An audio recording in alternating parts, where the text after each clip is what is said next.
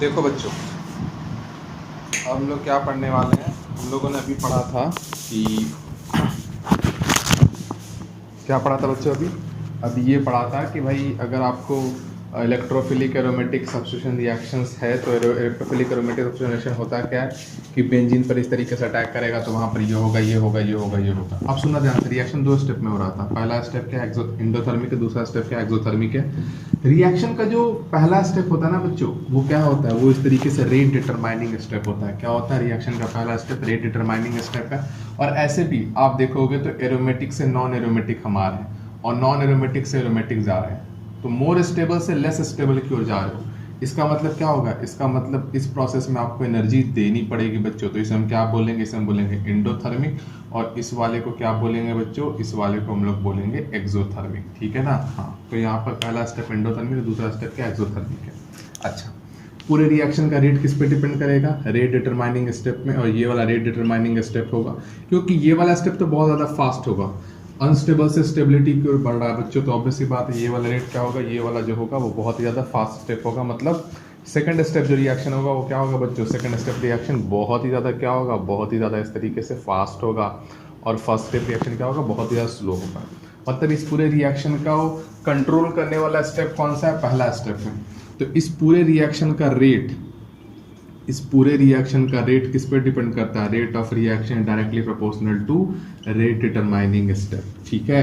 अब आपके मन में आया, सपोज कर लो मान लो एक एग्जाम में ऐसा क्वेश्चन आ गया, मैंने बोला कि मान लो ये फिनॉल है, ठीक है, और ये इस तरीके से क्या है, ये इस तरीके से यहाँ पर CH3 है बच्चों। तो मैंने पूछा कि बताओ किसमें इलेक्ट्रोफिलिक एरोमेटिक सब्स्टिट्यूशन रिएक्शन का रेट ज़्यादा अच्छा होगा, क्योंकि है तो दोनों बेंजीन ही बच्चों।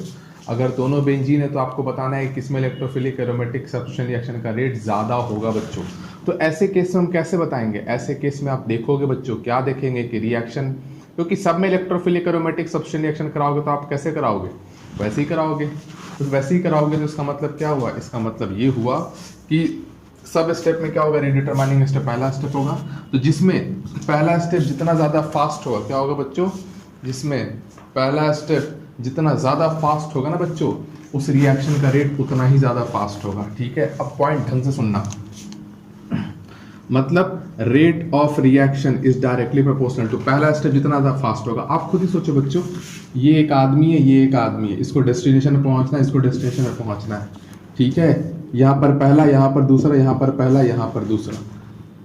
सबको पता है कि पहले से दूसरे में बहुत फास्टली दोनों मूव कर सकता है, लेकिन यहाँ से पहला मूव करने के लिए दोनों के लिए स्लोएस्ट स्टेप ये वाला। तो ये जितना ज़्यादा फास्ट होगा ना बच्चों, रिएक्शन उतनी ही ज़्यादा फास्टली होगा। और रिएक्शन अगर उतनी ही ज़्यादा फास्टली होगा ना बच्चों, तो इसका मतलब क्या होगा, इसका मतलब होगा कि उस रिएक्शन का रेट क्या होगा बच्चों, उस रिएक्शन का रेट उतना ही ज़्यादा होगा। इसका मतलब किस में ज़्यादा होगा बच्चों, इन दोनों में, ये बताना है। अब पॉइंट ढंग से सुनना सर, ये पॉइंट तो समझ में आ गया। अब दूसरा पॉइंट क्या है कि सर रिएक्शन का रेट डिटरमाइनिंग स्टेप पे डिपेंड कर रहा है, और रेट डिटरमाइनिंग स्टेप में कितने रिएक्टेंट पार्टिसिपेट कर रहे हैं, रेट डिटरमाइनिंग स्टेप में 2 रिएक्टेंट पार्टिसिपेट कर रहे हैं, एक बेंजीन पार्टिसिपेट कर रहा है, एक इलेक्ट्रोफाइल पार्टिसिपेट कर रहा है।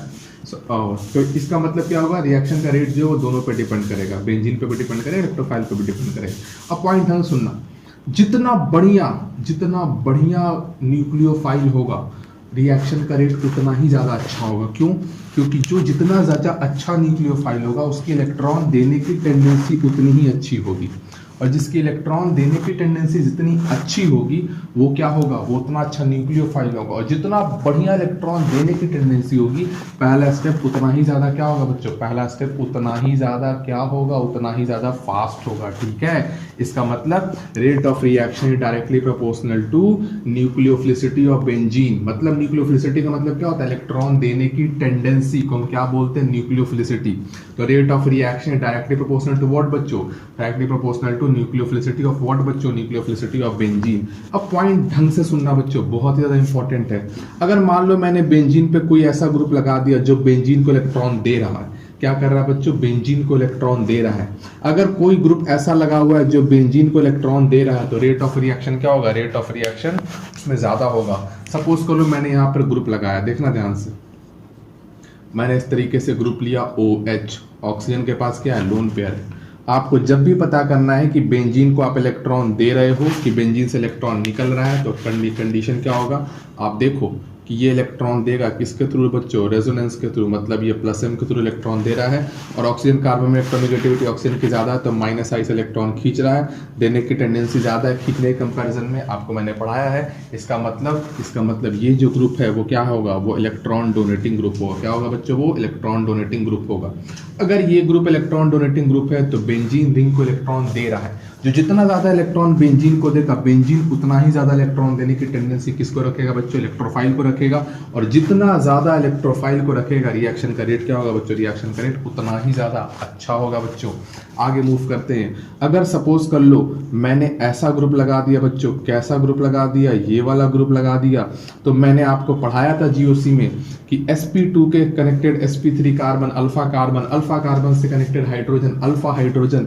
तो इस बेंजीन के पास 3 अल्फा हाइड्रोजन है, साथ में बेंजीन के पास जो ये ग्रुप लगा वो प्लस आई भी शो करेगा। हाइपर और प्लस आई में बड़ा कौन होता है बच्चों, हाइपर बड़ा होता है।